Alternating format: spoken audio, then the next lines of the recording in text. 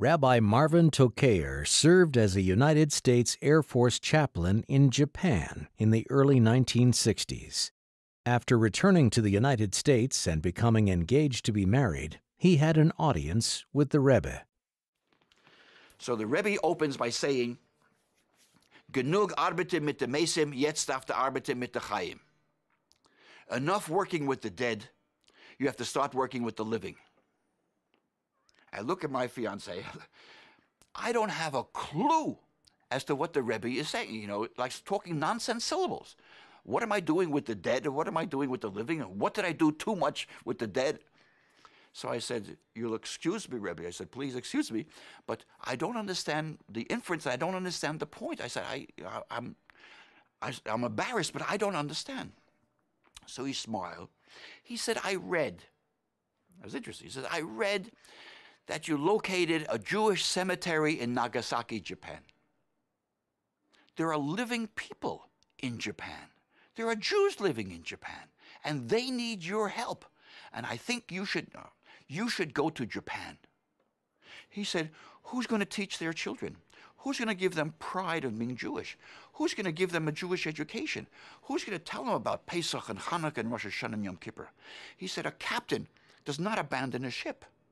The captain does not abandon first. The captain abandons last.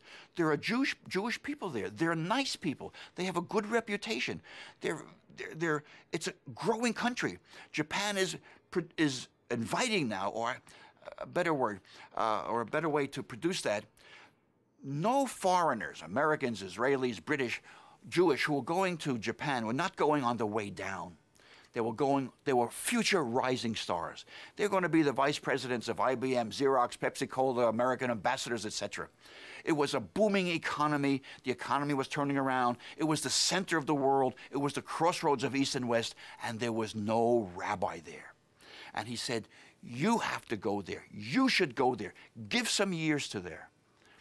I said, you have your shluchim, you snap your finger, they go everywhere in the world.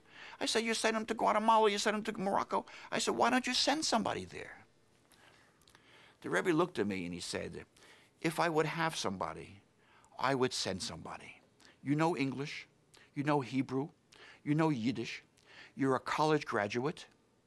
It'll be wonderful for the community.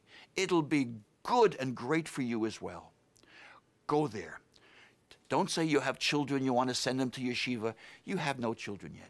If I send someone, they go forever. You don't have to stay there forever. They're asking for a rabbi. They need a rabbi.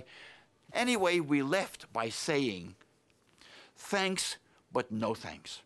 We're not interested, but we appreciate your interest. The Rebbe stood up, gave us a bracha. That was the end of it. The bottom line is, and the details are not so important, I received a telephone call soon thereafter from the president of the Jewish community of Japan, who was in the airport of New York, changing planes, asking if I could do him a favor, if I could come to the airport and we'd have a cup of coffee. I did not know who he was. I went to the airport, and out of nowhere, he says, would you come to Tokyo to be the rabbi of the Jewish community? I said, I've heard this before, but thanks, but no thanks. We're not interested. He said, I'll be back in a month. Can I continue the conversation? I said, surely. I said, you're very nice. It's nice to meet with you. It's interesting to meet with you, to learn about the community. I said, I really don't know the community and never lived in Tokyo. But it's nice to see you and to hear about it. The third time, I said, yes. I said, we would go for 2 years on a leave of absence for 2 years. He agreed to that.